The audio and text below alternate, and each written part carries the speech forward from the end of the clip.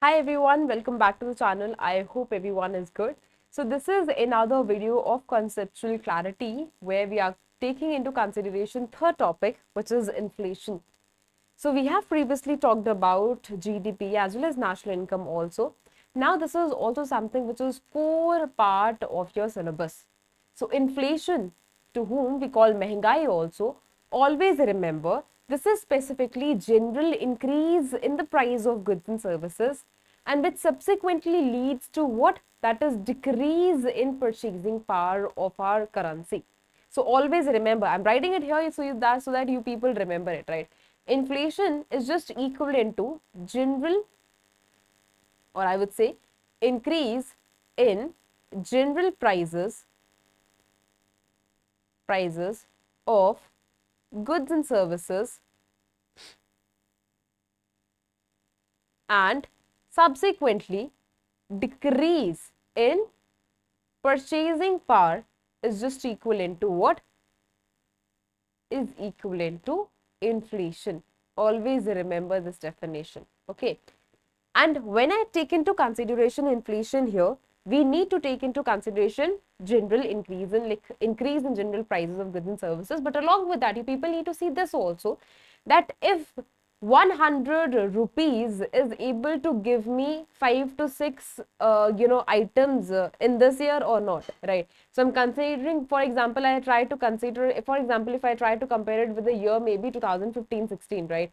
In that particular period, I was able to buy maybe 6 to 7 items just out of that particular 100 rupees only, right? Now I'm able to buy maybe 3 to 4 items only. It means the purchasing power of this rupee, of this particular amount, has been decreased here. So it takes into consideration both of the aspects: increase in general prices of goods and services, along with that there should be decrease in the purchasing power as well. So in the coming slides we are going to see its types, and we are going to see that how do we curb this inflation as well. All right, before that, this is the link of my Telegram channel, which is Economy with Payal. So all of the new joinees here can join it. This is Economy with Payal. Now, on the basis of causes here, always remember inflation is further divided into three of the parts here. The first one is demand pull inflation. Always remember, demand is pulling. Okay, I always try to see my aspirants here कि हमेशा इसको layman language पे focus करने की कोशिश करा करो. Demand पुल inflation है, मतलब यहाँ पे डिमांड ज्यादा है, whatever consumers are demanding is more than what is getting supplied here. You now tell me, for example, I am demanding more and the supply is very limited in nature. Supply is all constant, but the demand has been increased. So what are producers going to do here? They are going to take benefit here. Of course, they will increase the prices of goods and services. Why? Just because there is demand in the economy. So it clearly means that too much of money is chasing too few goods. So I am giving more money, but it is chasing me. Like I am able to chase few goods only. Before I was able to chase more goods, but since demand has been increased in supply, now too much money is just chasing too few goods. Similar is the case with the cost push inflation also. Now remember, this is associated with cost.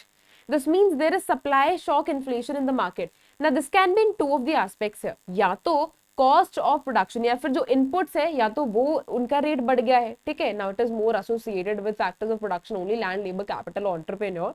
या फिर there is supply shock going in the market, right, just because of the weather conditions. Maybe agricultural जो product है, जो crop yield है, वो बिल्कुल ही destroy हो चुकी है. Now there is lack of supply in the market, but the demand is all constant. So what will happen? The prices will be increased. क्यों? क्योंकि पीछे से मैम सामान नहीं आ रहा है, जो पीछे से सप्लाई है ना वो कम हो चुकी है. So this can also be one of the reasons here. Structural inflation is also part of it. Maybe due to infrastructure changes, maybe due to structural changes in the economy. This can also lead to what? Structural inflation. Maybe due to structural weaknesses, maybe because of lack of infrastructure, inflation can easily come in the economy. Now, on another basis, it is broadly divided into the percentages as well, right? Always remember, low inflation is there, to whom we call as creeping inflation also. Okay? Creeping inflation is also part of it. So creeping inflation कैसे है? Now this is on the basis of numbers only. Always remember, you call it creeping inflation, you call it low inflation also. Always remember, when the inflation is increasing but very very slowly, on a crawling, it is actually crawling only, right? It is actually creeping inflation. It means when it is between the percentage of 1 to 5 percentage, it is always what? It is creeping inflation, right? Now on the broader perspective, it is basically divided. Now when I talk about the inflation part here, सबसे तो पहले मैंने बोला कि 1 to 5% जो है ये matter करती है, ठीक है।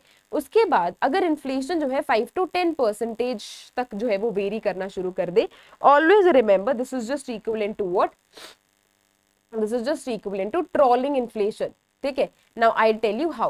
Now if you remember here, now if you people just see it here, 1 to 5% if it means it is in your hands. Now if it is just going to 5 to 10%, it clearly means that it is still your hands, but there are chances that it can go out of your hands also. This is trolling inflation.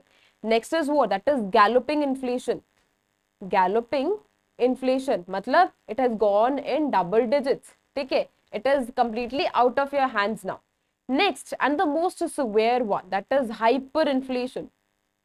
That is specifically hyperinflation. Matlab, even if you want to purchase one bread, you have to take big bag with yourself, big suitcase with yourself, just to buy one loaf of bread here. Now, you people need to give me examples in the comment section. Has this situation ever arisen in the past in any of a specific country or not? So just mention this example in the comment section. I'll wait for that and I'll reply to you people as well. Okay, so comment section, I'll wait for that there. Okay, along with that, now when it is inflation in the market, how to curb it as well. So always remember that for curbing it, we take help of monetary policy as well as fiscal policy here. Okay, monetary policy and fiscal policy here. Now, in terms of this monetary policy, this is something which is handled by the apex body, that is RBI, because the responsibility that has been given here is specifically stabilization in economy. Along with that, growth in an economy also needs to be ensured. तो ये सारे जो दोनों purpose है कौन handle करता है? Monetary policy committee जो है वो मॉनेटरी पॉलिसी एक क्या है, एक बेसिकली एक ऐसा जो है एक ऐसा आप कंसीडर करो एक ऐसा वेपन है कि जो कि इन्फ्लेशन जो ज्यादा इंक्रीज इन प्राइसेस होते हैं फिर डिक्रीज इन प्राइसेस होते हैं इनको कर्ब करता है, स्टेबलाइज करता है using two of the instruments here, that is specifically quantitative instruments and qualitative instruments. And then we are having fiscal policy also, which is handled by whom? That is government only, right? So just to ensure decrease or maybe increase in the money supply in economy, these are the two aspects, these are the two weapons which are useful for bringing stabilization in economy. Along with that, they are the one which handles growth as well. In the next part of this particular video, I'll tell you what is this monetary policy, and in a separate part, I'll tell you what is the significance of this fiscal policy also. By that time, having any doubt here, you people just let me know in the comment section. These are the broader types of the inflation here, and tell me in the comment section about this particular example. And if still having any doubt, you please let me know in the comment section here. I'll wait for that and I'll reply as well. Thank you.